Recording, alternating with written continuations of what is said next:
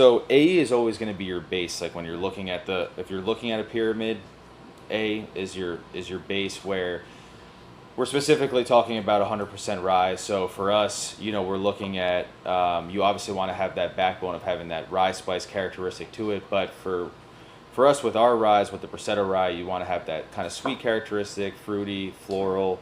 Ultimately, I really do love that honey note.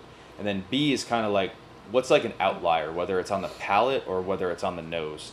So for instance, that really heavy caramel nose that we were trying, that's a solid B barrel, even though the palate still kind of tasted like that A barrel. And then C, something could be something where it was very grapefruit forward. We had that very fruit nose, citrus, but it was really tannic.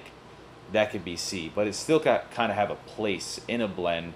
But usually that's more of like a larger blend where I was a little apt to put that into the blend. So I didn't know if it was going to have too much influence in such a small batch blend. What notes scare you the most in terms of throwing a blend? It wasn't even the notes on that. It was the dryness and how tannic it was to where one barrel out of a 5-barrel blend could throw it off a lot. That's what I was wondering. Now, that being said, that's the whole part of now we make a prototype. You try it. Are you happy with it?